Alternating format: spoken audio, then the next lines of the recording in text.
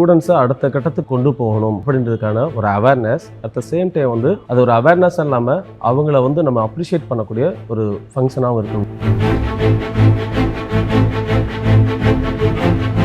இந்த 9 to 5 இங்கே இருக்கிற எஜுகேஷன் சிஸ்டம். இந்த நீட் கோச்சிங் ஆர் ஜேஇ இந்த மாதிரி போகும்போது 9 to 5 வந்து எல்லாருக்கும் செட் ஆகாது. 9 to 5 தான் ஹரிபரியாக இருக்கும். அந்த நேரத்தில் எக்ஸ்ட்ரா ஃபோர்ஸ் அவங்க மேலே திணிக்கிறாங்க.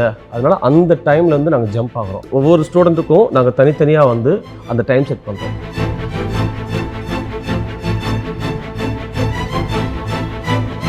ஒரு 60% ஒருத்தர் மார்க் எடுக்கிறாங்கன்னா அவங்கள 65 நோக்கி நகர்த்தணுமோ தவிர முதல் படியிலேருந்து 2வது படியில தான் நீங்கள் கால் வைக்கணும். 7th ஸ்டெப் தான் நான் வைப்பேன்னா அது வந்து ஒரு ராங் கால்குலேஷன். சென்டர்ஸ் வந்து சிட்டிக்குள்ளே இருக்குன்னு நினைக்கிறாங்க. அது தப்பு இல்லை. நாங்கள் சிட்டிக்குள்ளே இருந்தாலும் ரூரல் ஸ்டூடெண்ட்ஸை கொண்டு வரணுன்றது எங்களோட பெரிய, ஏன்னா அவங்ககிட்ட வந்து ஸ்டடியை சரி பண்ணிடலாம், ஹார்ட் ஒர்க் இருக்கும்.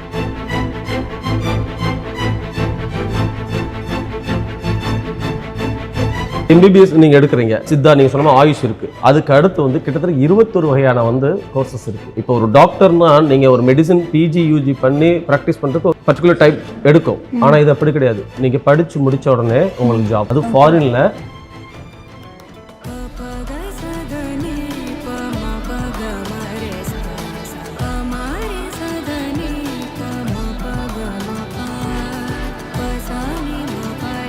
ஆத்மா கெரியர் ஃபவுண்டேஷனோட CEO திரு ஈஸ்வரன் போஸ் அவர்கள் நம்ம கூட இருக்காங்க. சார் வணக்கம். வணக்கம் சார். ரொம்ப கிராண்டாக எஜுகேஷன் எக்ஸலன்ஸ் அவார்ட் 2026 வந்து நடத்தி முடிச்சிருக்கீங்க. அதே மாதிரி ஒரு 1000 ஸ்டூடெண்ட்ஸ் கிட்ட வந்திருந்தாங்க. அவ்வளோ அவார்ட்ஸ் அண்ட் சர்டிஃபிகேட்ஸ் வந்து சந்தோஷமாக வாங்கிட்டு போனாங்க. இந்த ப்ரோக்ராமோட நோக்கம் என்ன? ஆத்மா கெரியர் ஃபவுண்டேஷனுக்கு முன்னாடி ஒரு 20 இயர்ஸாக நாங்கள் எஜுகேஷன் ஃபீல்டில் இருக்கோம். ஸ்டூடெண்ட்ஸை அடுத்த கட்டத்துக்கு கொண்டு போகணும் அப்படின்றதுக்கான ஒரு awareness. At the same time வந்து அது ஒரு அவேர்னஸ் இல்லாமல் அவங்கள வந்து நம்ம அப்ரிஷியேட் பண்ணக்கூடிய ஒரு ஃபங்க்ஷனாகவும் இருக்குன்றதுக்காக அது நோக்கம் வந்து ஆத்மா கெரியர் ஃபவுண்டேஷன் மூலமாக.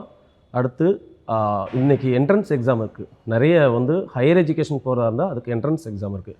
அந்த என்ட்ரன்ஸ் எக்ஸாமில் சில விஷயங்களை புதுசாக நாங்கள் வந்து அணுகிறோம். அதுக்கான ஒரு மேடையாக இந்த எஜுகேஷன் எக்ஸலன்ஸ் அவார்ட்ஸ் 2026 நாங்கள் யூஸ் பண்ணிக்கிட்டோம். சார், ACFோட கோச்சிங் மெத்தட் வந்து மற்ற கோச்சிங் மெத்தடை விட ரொம்ப யூனிக்காக இருக்குன்னு சொல்கிறாங்க. நீங்கள் என்னென்னலாம் ஸ்ட்ராட்டஜி ஃபாலோ பண்ணுறீங்க? இப்போ வந்து எல்லாருமே இந்த 9 to 5 தான் இங்கே இருக்கிற எஜுகேஷன் சிஸ்டம். அது வாட் எவர் இட் இஸ், நீங்கள் எந்த டைப்ஸ் ஆஃப் இதாக இருந்தாலும் சரி. இப்போ இந்த நீட் கோச்சிங் ஆர் ஜேஇ இந்த மாதிரி போகும்போது 9 to 5 வந்து எல்லாருக்கும் செட் ஆகாது. ஸோ அந்த டைம் மேனேஜ்மெண்ட் வந்து டிஃபர் ஆகணுன்றது எங்களோடது. அதே மாதிரி உங்களுக்கு 9 to 5 தான் ஹரிபரியாக இருக்கும். அந்த நேரத்தில் எக்ஸ்ட்ரா ஃபோர்ஸ் அவங்க மேலே திணிக்கிறாங்க.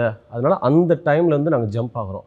ஒவ்வொரு ஸ்டூடெண்ட்டுக்கும் நாங்கள் தனித்தனியாக வந்து அந்த டைம் செட் பண்ணுறோம். செகண்ட் வந்து உங்களுக்கு பார்த்தீங்கன்னாக்கா சைக்கலாஜிக்கல் மேனேஜ்மெண்ட். ஒரு 60% ஒருத்தர் மார்க் எடுக்கிறாங்கன்னா அவங்கள 65 நோக்கி நகர்த்தணுமோ தவிர முதல் படியிலேருந்து 2வது படியில தான் நீங்கள் கால் வைக்கணும்.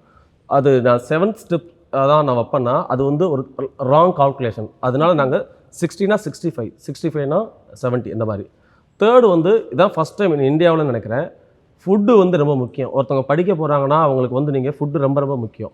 காலையில் வந்து ஒரு ஹரிபரியாக சாப்பிட்டுட்டு அதே அந்த சமைச்ச ஃபுட்டை வந்து மதியம் சாப்பிட்றாங்கன்னா அது அவங்கள மேற்கொண்டு டயர்டாக தான் ஆக்குமோ தவிர, ஏன்னா ஒரு ஃபியூல் தானே ஒரு மனுஷனுக்கான ஃபுட்டுன்றது.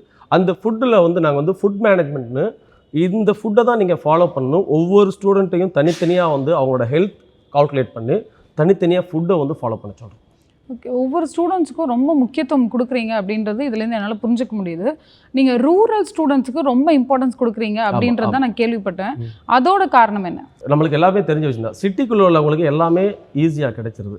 ரூரலில் வந்து எல்லா விஷயமே நீங்கள் இங்கே 5G இருக்குன்னா அங்கே அது கிடைக்க மாட்டுது. அதே மாதிரி எஜுகேஷனில் வந்து அங்கே அவங்களுக்கு கிடைக்கக்கூடிய இப்போ ஒரு என்ட்ரன்ஸ் எக்ஸாம் இருக்குது, இந்த மாதிரி இத்தனை வசதிகள் இருக்குது, இப்படி இருக்கிற விஷயங்கள் வந்து அவங்களுக்கு கிடைக்க மாட்டுது. ஸோ நாங்கள் என்ன பண்ணோம்னா எல்லோரும் வந்து ஒரு சென்டர்ஸ் வந்து சிட்டிக்குள்ளே இருக்குன்னு நினைக்கிறாங்க. அது தப்பு இல்லை. நாங்கள் சிட்டிக்குள்ளே இருந்தாலும் ரூரல் ஸ்டூடெண்ட்ஸை கொண்டு வரணுன்றது எங்களோட பெரிய, ஏன்னா அவங்ககிட்ட வந்து ஸ்டடியை சரி பண்ணிடலாம், ஹார்ட் ஒர்க் இருக்கும். அந்த ஹார்ட் ஒர்க்கு ரொம்ப சூப்பராக இருக்கும். அதனால நாங்கள் ரூரல் ஃபுல்லாக வந்து ஸ்டூடெண்ட்ஸ் இன்றைக்கி இதில் கூட இந்த மாதிரி தான் இருந்தோம். ரூரலை ஃபோக்கஸ் பண்ணுறதா இருந்தால் எங்களோட நோக்கமே. ஓகே ஒரு நீட்டுக்கு ஒருத்தவங்க படிக்கிறாங்கன்னா எப்போ ஒரு நோட்டிஃபிகேஷன் எப்போ வருது, அதுக்கு என்ன மார்க்ஸ், இப்போ இந்த மார்க் எடுத்தான்னு ஒன்று இருக்குல்ல, அந்த கேட்டகரி எப்படி மாறுது, அதுக்கடுத்து எத்தனை சான்சஸ் இருக்குன்றத இவங்க நேராக வந்து எம்பிபிஎஸ் இல்லை வந்து மெடிசின் தான் இருக்காங்க, அதுக்கு கீழே ஏகப்பட்ட வாய்ப்புகள் இருக்குது. அந்த வாய்ப்புகள் வந்து அவங்களுக்கு சொல்கிறது இல்லை. ஆப்ஷன் ஏபிசின்னு, ஏன்னா ஒரு கொஸ்டின்லேயே வந்து 4 இது கொடுத்துறாங்க ஏபிசிடின்னு. அந்த பிசிடி யாரும் நாங்கள் சொல்லிடுறோம், யூ டோன்ட் வரி, அதை பற்றி கவலைப்படாதீங்க, ஒருவேளை அது கிடைக்கலாட்டி உனக்கு இந்த ஆப்ஷன் இருக்கு அப்படின்றத ரூரல்கிட்ட என்றைக்குமே அவங்க எதனாலும் வந்து ஒரு காம்ப்ளிமெண்ட் எதிர்பார்ப்பாங்க. நம்ம இது போகிறோம், இது கிடைக்கலாட்டி நம்ம என்ன பண்ணுறது, இல்லை இது கிடைக்குது இல்லை அப்படின்ற விஷயத்த நாங்கள் ஸ்பெசிஃபிக்காக அவங்களுக்கு கொண்டு வரோம். இப்போ ரூரல் ஸ்டூடெண்ட்ஸ் செய்கிற மிஸ்டேக்ஸ்னா என்னென்ன, இந்த மிஸ்டேக்ஸ் அவங்க பண்ணுறாங்க அதனால அவங்களால மெடிக்கல்குள்ளே வர முடியல அப்படின்னா என்னென்ன? ரைட், நல்ல கொஸ்டின். ரூரல் சைடில் உள்ள ஸ்டூடெண்ட்ஸ் மிஸ்டேக் பண்ணலை, அவங்களுக்கு மிஸ்டேக்னா என்னன்னு தெரியல. ஓகே, மிஸ்டேக்னாலே அவங்க என்ன மிஸ்டேக் பண்ணுறாங்கன்னு அவங்களுக்கு தெரியல, அதுதான் அங்கே. இப்போ நீங்கள் வந்து இந்த இதை செய்யாதீங்கன்னு சொன்னால் தான் நீங்கள் இது பண்ணுங்க, அவங்க சொல்கிறதுக்கும் அங்கே ஆள் இல்லை, அவங்க இதை செய்கிறது இது தவறு, இந்த மிஸ்டேக். இப்போ ஒரு என்ட்ரன்ஸ் எக்ஸாமுக்கு நம்ம ப்ரிப்பேர் ஆகணும்னா ஃபர்ஸ்ட்டு வந்து ஒரு கம்யூனிட்டி பேஸாக யோசிக்கணும். ஒரு கவர்மெண்ட் ஸ்கூலில் படிக்கிற ஸ்டூடெண்ட்டும் ஒரு ப்ரைவேட் ஸ்கூலில் படிக்கிற ஸ்டூடெண்ட்டுக்குள்ள மார்க் வந்து அங்கே வந்து 7.5 அந்த பர்சன்டேஜ் ஒரு சில இதுகள் இருக்குது. அதே மாதிரி அவங்களோட என்ன சொல்கிறது, அவங்க அந்த படிப்புக்கு வந்து இந்த மார்க்கை நோக்கி போகணுன்றத எக்ஸாக்டாக வந்து நாங்கள் சொல்லுவோம், நீ இதை நோக்கி போ அப்படி சொல்லுவோம். இவங்க இந்த மேலே அந்த 100 மார்க்கத்தை நோக்கி தான் போவோம். நாங்கள் 65க்கு என்ன கிடைக்கும் அது அவங்களுக்கு தெரியல. இது அது அவங்க மிஸ்டேக்னு சொல்ல முடியாது, அவங்க எந்த ஒரு தவறும் பண்ணலை. நோட்டிஃபிகேஷன் வருது, இன்னைக்கு எல்லாருமே மாடர்ன் வேர்ல்டில் இருக்கும், எல்லார் கையிலும் மொபைல் ஃபோன் இருக்குது, அப்ளிகேஷன் பார்க்குறாங்க, எல்லாம் பண்ணுறாங்க. ஆனால் எல்லாருமே இந்த 100 நோக்கி தான், நீ 100க்கு 100 இருந்தால் சொல்லியிருக்காங்களே தவிர 65க்கு உனக்கு இந்த சீட் கிடைக்கும், 75% உனக்கு இந்த சீட் கிடைக்கும், ஆல் இண்டியா கோட்டாவில் உனக்கு இந்த சீட் கிடைக்கும், இந்த ஸ்பெசிஃபிக்காக இந்த காலேஜ் இந்த டீம்டு யூனிவர்சிட்டியில் ஒன்லி இந்த கேட்டகரி பீப்புளை தான் எடுப்பாங்க அப்படின்னு சொல்கிற அந்த அவேர்னஸ் பத்தாதனால அவங்க அந்த வாய்ப்பை இழக்கிறாங்க. வாய்ப்பு இழக்கிறதுனால அது மிஸ்டேக்காக நம்மளோட பார்வையில். ஃபார் எக்ஸாம்பிள் இப்போ நான் எம்பிபிஎஸ் எடுக்கிறேன், எம்பிபிஎஸ் தான் கிடைக்கல அப்படின்னா முன்னாடியெல்லாம் வந்து சித்தா இருக்குது, ஆயுர்வேதிக் இருக்குது, அந்த மாதிரி நம்ம போவோம். ஸோ அந்த மாதிரி நீங்கள் அது உள்ளே இருக்க என்னென்ன கோர்சஸை சஜஸ்ட் பண்ணுறீங்க? எம்பிபிஎஸ் நீங்கள் எடுக்கிறீங்க, இப்போ வந்து பார்த்தீங்கன்னா சித்தா நீங்கள் சொன்ன ஆயுஷ் இருக்குது, ஆயுஷில் எத்தனை அதுக்கு அடுத்து வந்து கிட்டத்தட்ட 21 வகையான வந்து கோர்சஸ் இருக்குது. இப்போ ஒரு டாக்டர்னா நீங்கள் ஒரு மெடிசன் பிஜி யூஜி பண்ணி ப்ராக்டிஸ் பண்ணுறதுக்கு அது ஒரு பர்டிகுலர் டைப் எடுக்கும். ஆனால் இது அப்படி கிடையாது, நீங்கள் படித்து முடித்த உடனே உங்களுக்கு ஜாப், அது ஃபாரினில்.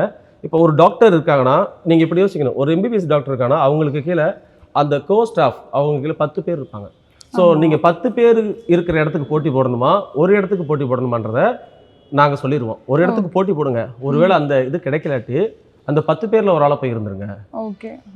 அந்த விஷயம் அவங்களுக்கு தெரியாது, இந்த ஒரு இடம் தான் இருக்கோ நினச்சிட்டே இருக்காங்க, அதை நாங்கள் அவங்களுக்கு சொல்லிடுறோம். நீட் எக்ஸாம்னாலே ஒரு பயம் இருந்துக்கிட்டே இருக்கும் நமக்கு, அதில் நம்ம வந்து பாஸ் ஆகுவோமா, இல்லை ஃபர்ஸ்ட் அட்டம்ப்டில் நம்ம ஃபெயில் ஆகிட்டா என்ன பண்ணுறது, அதை நம்ம திருப்பி ரீஅட்டம் பண்ணணுமா இல்லை வேண்டாமா அப்படின்ற நிறைய கன்ஃபியூஷன் இருக்கும். அப்புறம் வந்து அவங்க ஸ்ட்ரெஸ் ஆகிடுவாங்க. இதுலேருந்துலாம் அவங்க எப்படி அவங்கள வெளியில் கொண்டு வர்றது? இந்த ஸ்ட்ரெஸ் வந்து எப்படின்னா மேடம், நீங்கள் முதல்ல கமிட் ஆகக்கூடாது ஒரு விஷயத்தில். நீங்கள் ஒரு சின்ன குழந்தைய கூப்பிட்டு கேட்டிங்களாக்க, யாருன்னா நான் கலெக்டர் ஆவேன், டாக்டர் ஆவேன், இப்படி தான் சொல்லுவாங்க, ஒரு இன்ஜினியர் ஆவேன். அந்த மாதிரி சொசைட்டிலே இது உண்மையிலேயே பெருசு தான், இந்த மாதிரி ஒரு பொசிஷனுக்கு போகிறது பெருசு தான். இவங்க வந்து ஒரு 12th வரைக்கும் ஒரு சுமாராக படிக்கிற ஒரு ஸ்டூடெண்ட்டுக்கு ஆசை வந்து டாக்டர் ஆகணும், ஒரு நீட்டில் வந்து பாஸ் ஆகி டாக்டர் ஆகணும். அப்போ சுமாரான படித்த அந்த பொண்ணோ அந்த பையனையோ நீங்கள் இதை சொல்லுங்க, நீ டாக்டர் ஆகலாம், ஆனால் இட் வில் டேக், இது வந்து கொஞ்சம் டைம் எடுக்கும், நீ எடுத்த உடனே அந்த கோலை அப்ரோச் பண்ண அச்சீவ் பண்ண நினைக்காத. நீ அதனால தான் நீட்டில் நிறைய ஆப்பர்ச்சுனிட்டிஸ் இருக்குது. ஒரு சில எக்ஸாம்னா 1 2 இந்த மாதிரி தான், ஆனால் இதில் நிறைய ஆப்பர்ச்சுனிட்டிஸ் கவர்மெண்ட் கொடுத்துருக்காங்க, நிறைய ஆப்ஷன்ஸ் இருக்குது. அதாவது ஆப்பர்ச்சுனிட்டிஸ் மீன்ஸ் நான் என்ன சொன்னால், நீ 1 தடவை எழுதலாம், 2 தடவை எழுதலாம், 3 தடவை எழுதலாம்னு அந்த மாதிரி எழுதிக்கிட்டே இருக்கலாம். அப்போ நீங்கள் இந்த ஃபர்ஸ்ட் டைம்லேயே, நான் இந்த உலகத்தில் யாருமே பெருசாக ஃபர்ஸ்ட் அட்டம்ப்ட்லனா அவன் பிரில்லியன்ட்டு, ஒரு ஸ்கூலில் பிரில்லியன்ட் 2 பேர் 3 பேர் 10 பேர் இருப்பாங்க ஒரு கிளாஸில். மீதி இருக்கிற 50 பேரில் 10 பேர்னா 40 பேர் வந்து average, above average, below average. அவனுக்கு அந்த ஆசை இருக்குது, அவங்களுக்கு அந்த பொண்ணுக்கு அந்த ஆசை இருக்குது. நாங்கள் சொல்கிறோம்னா கண்டிப்பாக ஆகலாம். நீ இந்த மேக்ஸிமம் எஃபர்ட்டை, அந்த மேக்ஸிமம் ஸ்பேஸ், அந்த தூரம் வரைக்கும் நீ போகணும். இதுக்குள்ளேயே நான் அது பண்ணிடுவேன்ற அந்த குறுகிய வட்டத்துக்குள்ள ஷார்ட் பீரியடில் நீயே டார்கெட்டை செட் பண்ணாத. ஏன்னா இந்த கோல் இஸ் பெருசு, அதுக்கான ஹார்ட் ஒர்க் பண்ணுங்கன்னு சொல்லி அந்த மென்டாலிட்டி நீங்கள் கொண்டு வரணும். நீ அடுத்த வருஷமே டாக்டர் ஆவ, உன் கூட பிடிச்ச பொண்ணு அங்கே போயிடுச்சு, பையன் எங்கே போயிட்டா, அந்த இதை வந்து பேரண்ட்ஸ் சைட்லேயும் சொசைட்டி நம்ம எல்லாருமே சேர்ந்து அது பண்ணக்கூடாது. உனக்கு இன்னும் சான்ஸ் இருக்குது, யூ வில் ட்ரைன்னு நீங்கள் சொன்னால் கண்டிப்பாக எஃபர்ட் போட்டாங்களாக ஒரு நாள் வந்து அது அவங்கள அந்த கோல் நோக்கி போயிடும். அப்படி முடியலைன்னா அடுத்த ஆப்ஷன் இன்னைக்கு ஒரு கார் வாங்கினாலும் ஒரு ஸ்டெப்னி வச்சிருக்கோம். ஒரு கார் பஞ்சர் ஆயிருக்காக நம்ம வந்து ஸ்டெப்னி வைக்கல, ஒருவேளை ஆச்சுன்னா. ஸோ அந்த சாய்ஸ், அந்த ஆப்ஷனை வந்து சொசைட்டி, அதாவது இங்கே இருக்கிறவங்கன்னா அதை வந்து அவங்களுக்கு கிராமத்தில் சொல்ல மறந்துட்டாங்க. அதை நாங்கள் மெயினாக கொண்டு போய் இப்போ நிறைய நீட் கோச்சிங் சென்டர் இருக்கு, அதில் ஏசிஎஃப் எப்படி தனித்துவமாக தெரியுதுங்க? எல்லாருமே நீட் கோச்சிங் சென்டராக பண்ணுறாங்க. நாங்கள் ஸ்கூலோட இணைந்து ஸ்கூலோட அந்த இப்போ அதாவது பர்டிகுலர் கவர்மெண்ட் ஸ்கூல், எல்லா ஸ்கூல்ஸ் இருக்காங்க, அதுக்கான அந்த அவார்ட் ஃபங்க்ஷனே அதுதான். அவங்களுக்கு இப்போ நீங்கள் வந்து ஒரு மெட்ரிகுலேஷன் படிக்கிற ஸ்டூடெண்ட்டை நேராக என்சிஆர்டி அந்த புக்கை படிக்க சொல்கிறது. இந்த புக்கு வேறு, இந்த புக்கு வேறு. You are +2 pass student. ஆனால் டோட்டலாக சிலபஸ் இது வேறுன்ற போது உங்களுக்கு அதுக்கு டைம் தேவைப்படும், அதை புரிஞ்சுக்கணும். இந்த விஷயத்தை யாரும் சொல்கிறதில்ல உங்களுக்கு. அவன் வந்து மெட்ரிகுலேஷனில் 90% ஒரு அவுட்ஸ்டாண்டிங் ஸ்டூடெண்டாக இருப்பாங்க. ஆனால் இங்கே என்சிஆர்டி புக்குன்றது தனி சப்ஜெக்ட், தனி சிலபஸ். இதை புரிஞ்சுக்கிறதுக்கு டைம் வேணுன்றதை நீங்கள் எங்கே சொல்லணும்னா 6th சொல்லணும், 7th சொல்லணும், இல்லை 10th சொல்லணும். ஏன்னா இது வந்து மேடம், இது ஒரு லாங் ஜேர்னி. ஒரு மெடிசன் படிக்கின்றது ஒரு பெரிய ஒரு இது. அப்போ அந்த படிப்புக்கு நீ அந்த லாங் ஜேர்னியை ஒரு ஷார்ட் பீரியடில் நான் ப்ரிப்பேர் பண்ணுவேன் அப்படின்றத வந்து பண்ணக்கூடாதுன்ற நாங்கள் ஸ்கூலுக்குள்ளே போயிட்டு இஃப் யூ வாண்ட், நீ வந்து ஒரு டாக்டர் ஆகணுமா, இதை பண்ணுங்க அப்படின்னு சொல்லிட்டு எங்களோட ஐடியாஸ், அந்த டெக்னிக்ஸ், அந்த நியூ விஷன் ஆஃப் அந்த விஷயங்களை சொல்கிறோம். அதை ஏற்றுக்கிறாங்க. முதல்ல பேரண்ட்ஸ் மீட்டிங்கில் நாங்கள் பேசுகிறோம். ஓகே. மற்றவங்க நீங்கள் அட்மிஷன் வாங்க அப்படின்னு சொன்னாங்க. நாங்கள் முதல்ல பேரண்ட்ஸ் மீட்டிங் தான் போகிறோம். போயிட்டு அங்கேயே அவனை ஒரு 6th டெவலப் பண்ணுறோம். அப்படிங்கும்போது அது ஃபவுண்டேஷன் சொல்லுவாங்க. 6th இல்லை 12th 11th கூட நீங்கள் ஸ்டார்ட் பண்ணலாம். அதுக்கு முதல்ல பேரண்ட்டை கூப்பிட்டு அவங்க வந்து எல்லாரும் சும்மா கேட்டால், இப்போ நிறைய பேர் ஜஸ்ட் லைக் நான் எக்ஸாம் எழுதுறேன்னு சொல்கிறாங்களே, அதனால இல்லை, ஒரு தடவை அட்டன் பண்ணுவோம் அப்படி இருக்கல, அது கிடையாது.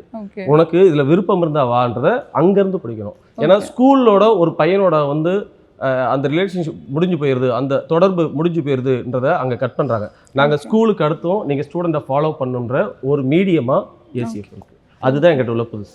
ஏசிஎஃபோட ஃபியூச்சர் கோல் அப்படின்னா என்ன?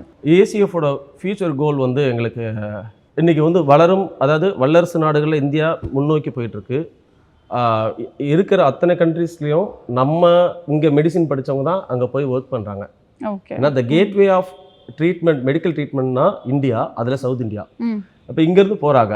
இங்கே போகிறவங்கள என்னோட கோல்னா எல்லாரும் போகிறாங்க, இந்தியா ஃபுல்லாக போகிறாங்க. என்னோட கோல் வந்து இதை தெரியாமல், இது சரியாக இது பண்ணாமல் இருக்கிற கிராமத்தில் உள்ள அந்த ஹார்ட் ஒர்க்கிற ஸ்டூடெண்ட்டில் படிக்கிறத ஹார்ட் ஒர்க்குன்னு இருக்குது, அந்த ஹார்ட் ஒர்க்கரை கொண்டு போய் சேர்க்கணுன்றது ஃபியூச்சர் கோல்.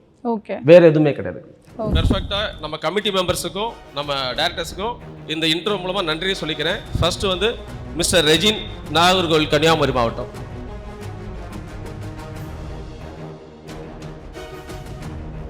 அடுத்தது மிஸ்டர் ஜஸ்டின் சார், தென்காசி மாவட்டம், Alangulam. Kumbakonam mister Alagarraj, Kumbakonam. Mister Senthilkumar sir, Pondicherry. அடுத்ததாக mister Poominathan sir, mister James Ponnuthurai, Vellur. Mister Muthukumar, Krishnagiri. Mister Madan, doctor அருள்,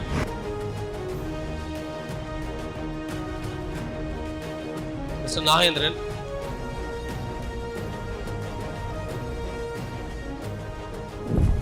இந்த விருது எதுக்கு அப்படின்னு நான் வந்து இதில் ஒரு சுயநலத்தை முதல்ல சொல்லிடுறேன்.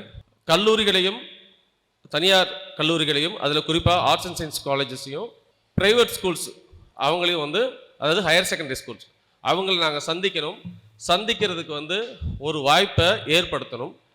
அதே நேரத்தில் நம்ம ஜஸ்ட்டு வந்து ஒவ்வொரு ஸ்கூலுக்கும் போகிறதுக்கு நாங்கள் இதுக்கு ஒரு கமிட்டி மெம்பர்ஸ் போட்டு டிசம்பரில் இந்த கமிட்டி மெம்பர் போட்டோம். இந்த மாதிரி ஸ்கூல்ஸ் எல்லாம் கூப்பிட்டு வந்து ஒரு ஹானர் பண்ணணும், காலேஜஸ்லாம் கூப்பிட்டு வந்து ஒரு ஹானர் பண்ணணும்.